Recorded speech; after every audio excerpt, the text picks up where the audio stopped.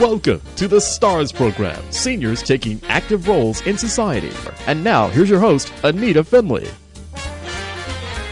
Dean Webb is our guest. He has, of course, been familiar to so many of us and to you, our listeners. And you've heard of Faith Farm, and I try to talk about Faith Farm even to people down in Miami. As a matter of fact, I didn't tell you, but my son and his wife live in Miami, and they have a big family, and they decided to clean out their entire house, and they did call Faith Farm. I know he's talked to you about it, and the people from Commercial, the Boynton, I'm sorry, I always talk about Boynton, but this is your Fort Lauderdale store. They're going to go make the pickup because there's a lot of good stuff they're going to get rid of, a lot of good stuff. That's great. So they are going down. Either they went down yesterday, today, I don't know. Anyway, the subject of this radio show today, I asked Dean if I could tell him what I have observed. And it's the enthusiasm, the dedication, the positivity that happens at Faith Farm. And I was equating that with other places, whether it's our radio station, whether it's our own office, whether it's other organizations. And you've been in a lot of organizations. You've been in the military, I don't have to tell you.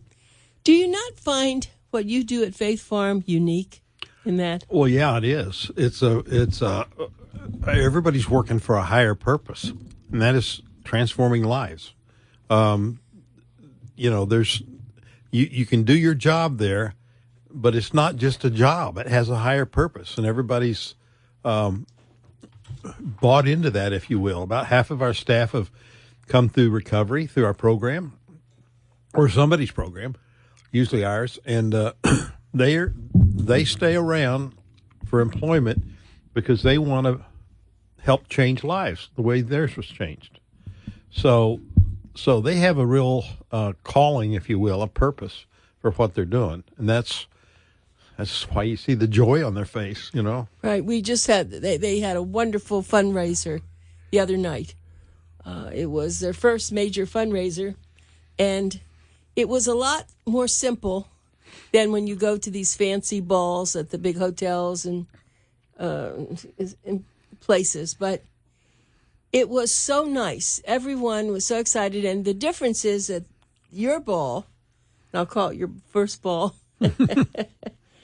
you had people who were testimonials for how their lives have changed. Yeah. And it's interesting that you can get people to share the biggest secrets in their lives. I mean, these are things that you just don't tell normal people, but they shout it out to everybody there, don't they? Yeah, every person that's tried to hang themselves and failed usually doesn't want other people to know that they got that desperate that they tried to take their life.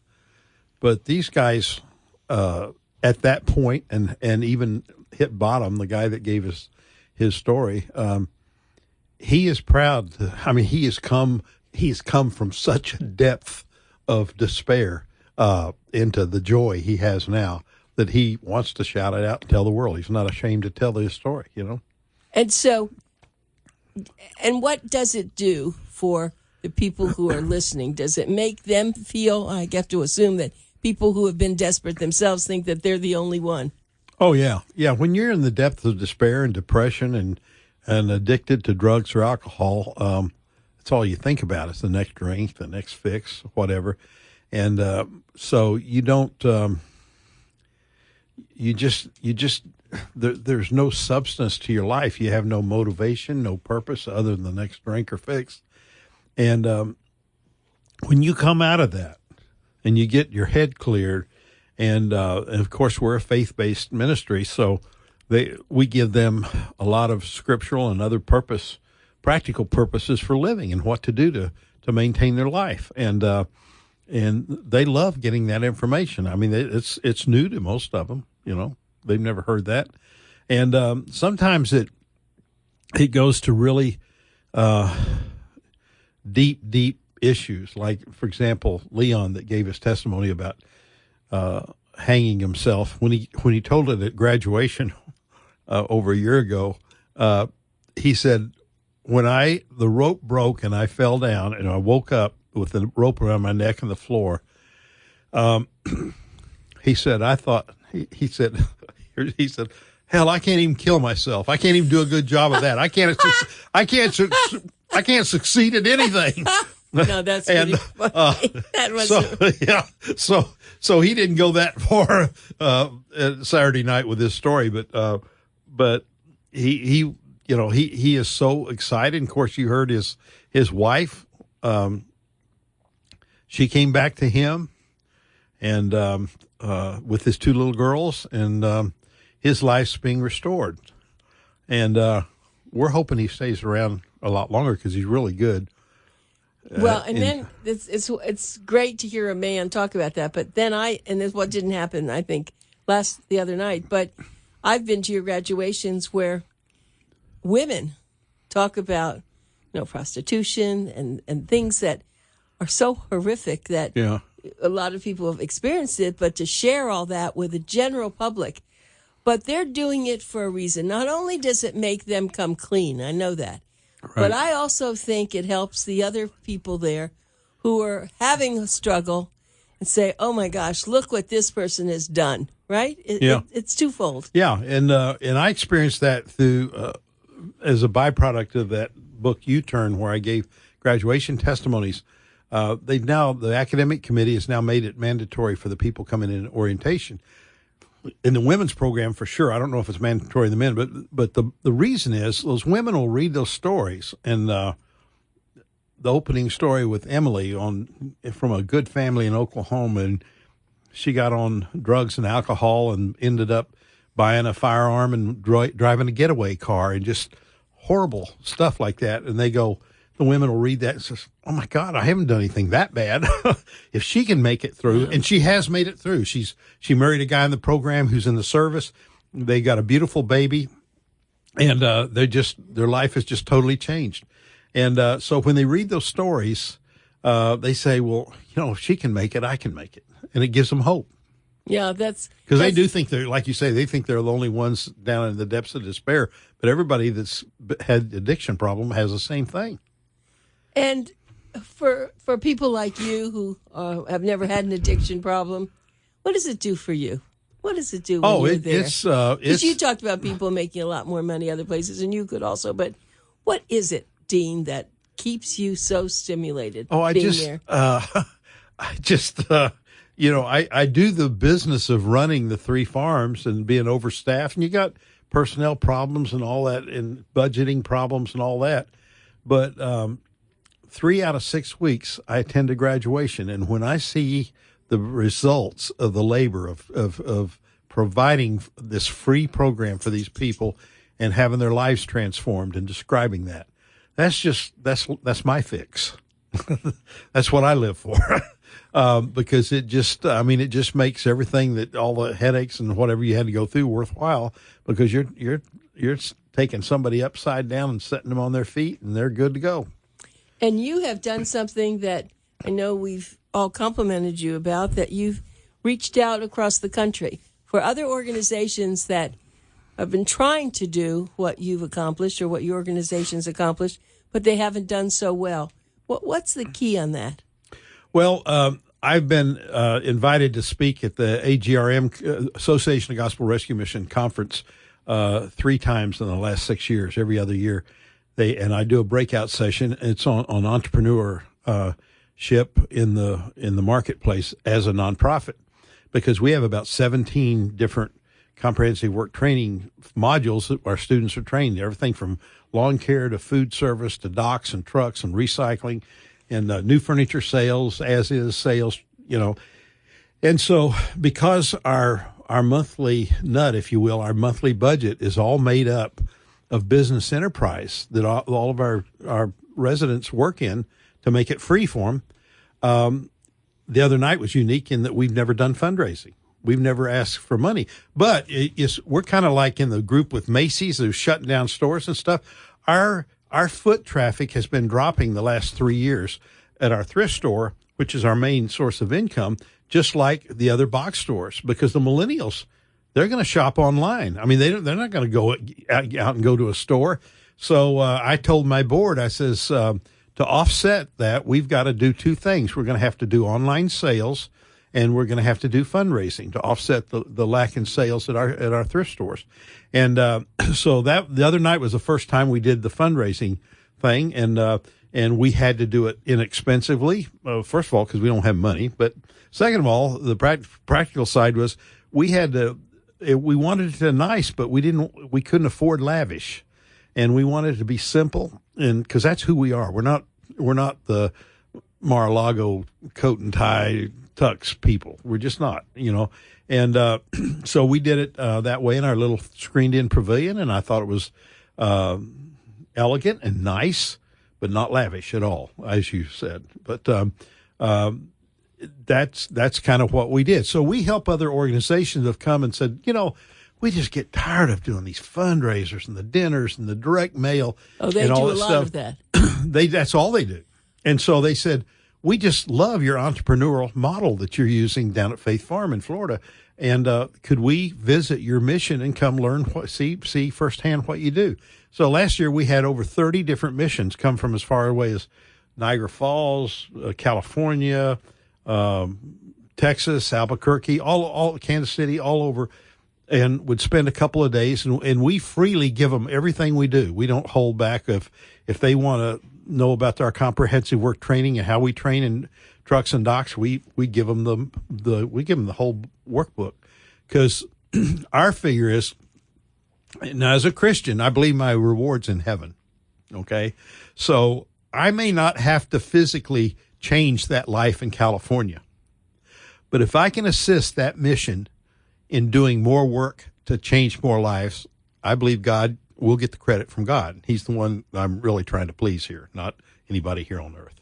So he's the one that keeps score, and that's what we look to. So any way I can help somebody else, I've told all of our people, you help them if you can do it, possibly do it.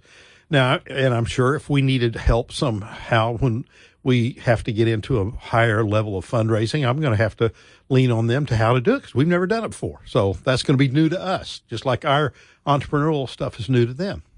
Okay, so I'm going to pick up where you talked about the internet.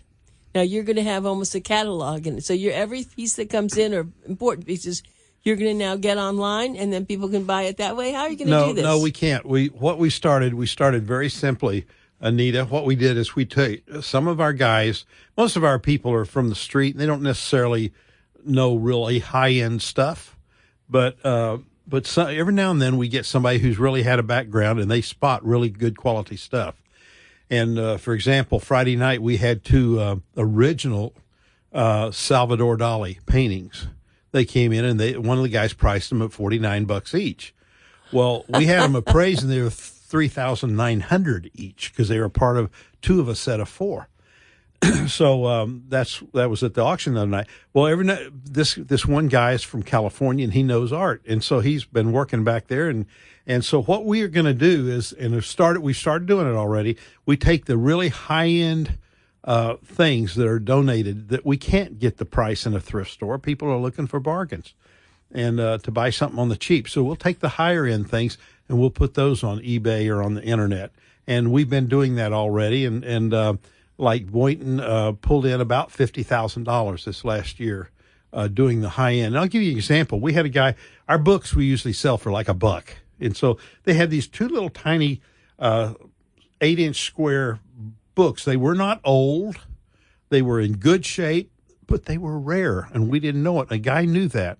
So we pulled them out of the dollar bucket and put those two on eBay, and they sold for $1,800 each.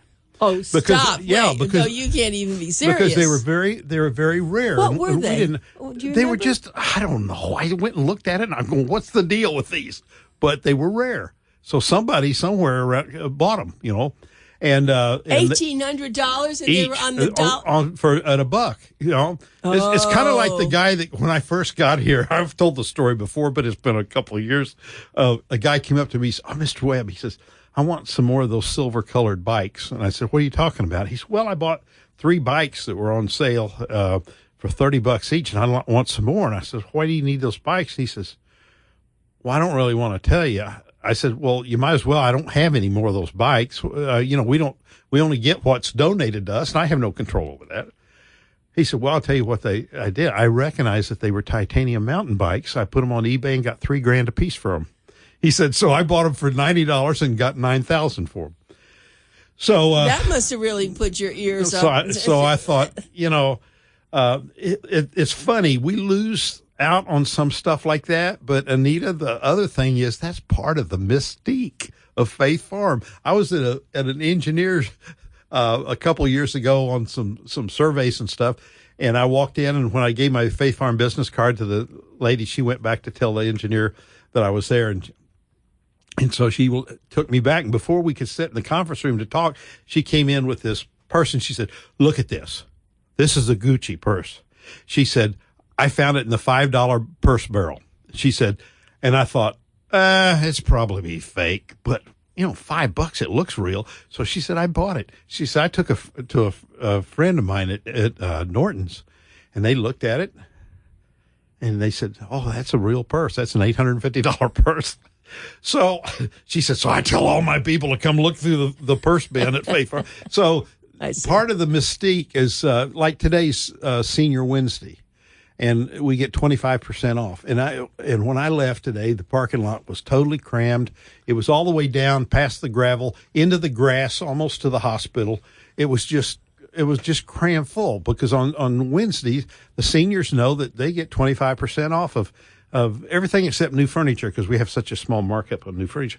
But they understand that, and they know, and they're looking for bargains, so. And they're looking for those special things that they know, Special thing that they know our students don't know the value when they price them.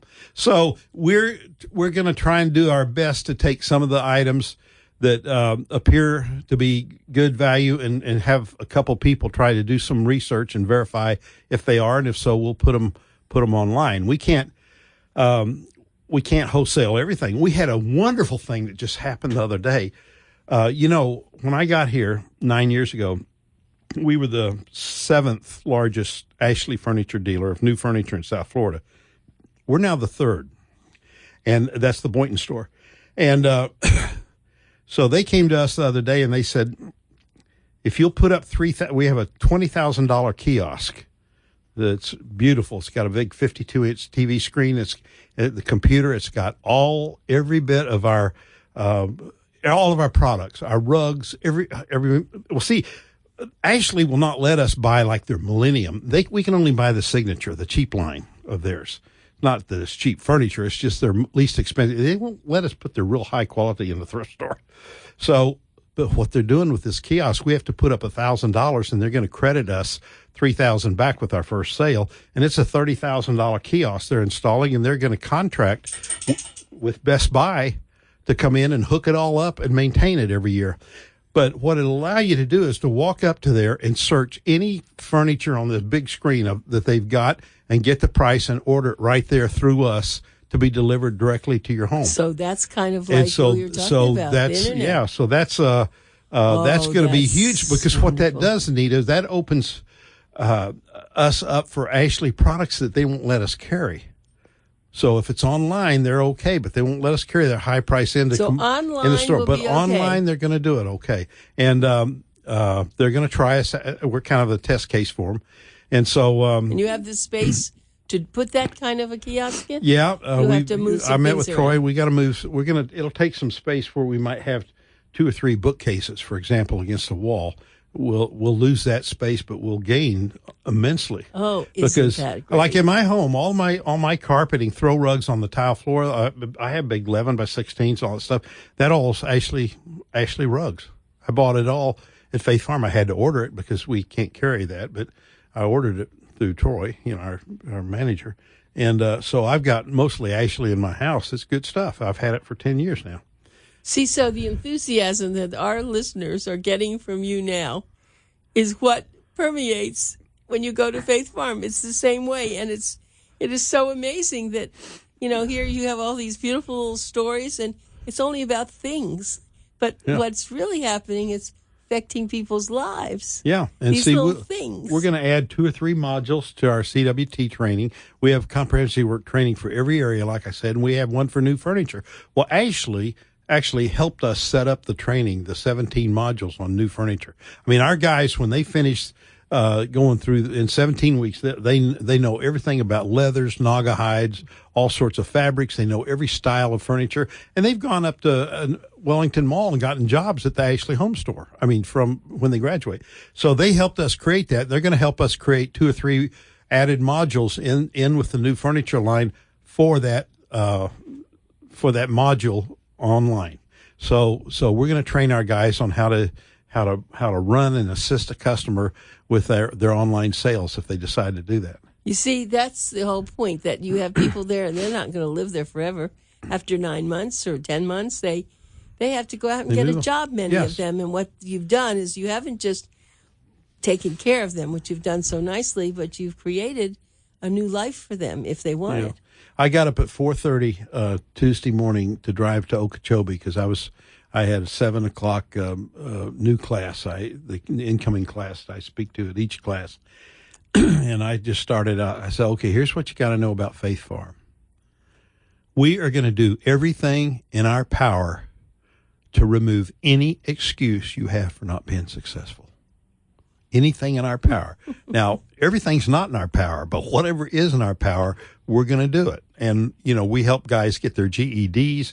Our course, our 9-month course is only one sanctioned for by an accredited school for college credit. They can sit and earn up to 9 hours of college credit free, $250 an hour credit hour. They get free, donated by that college. So, and some of them have gone on and decide they, want to go on and get schooling. And there's I don't know how to explain it, but when these guys get these brochures and we require them to pass the course with 90 or better, 90% score, or if they have to either not pass or else they take it again.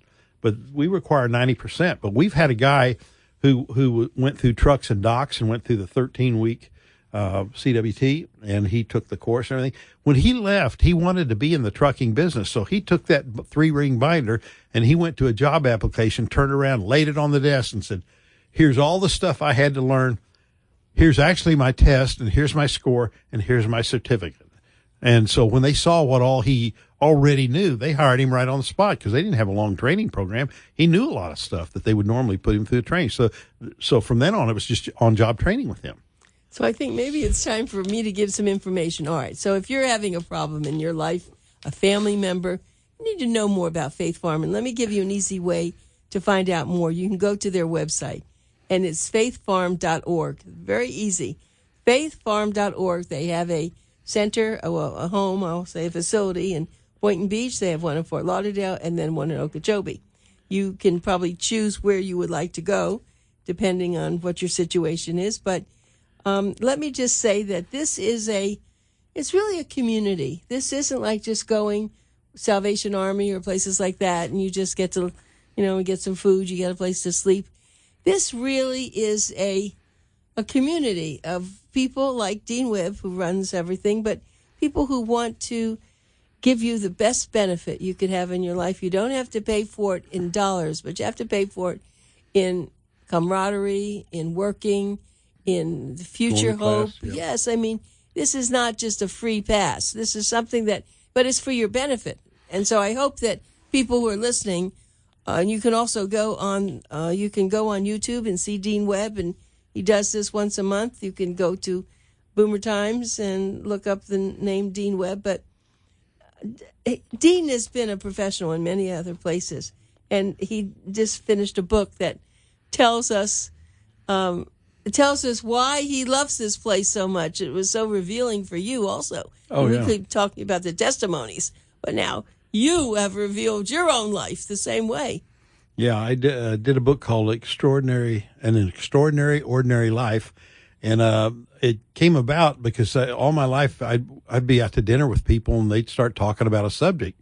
I don't care if it was the IRS or thinking they were going to die or whatever, and I would tell my story and they'd go, "Oh man, you need to write that down." And after a while, they'd say, "Oh my gosh, you need to write a book." And so I just started writing bullet points about, even when I talked to people about being in prayer, about giving money to a ministry.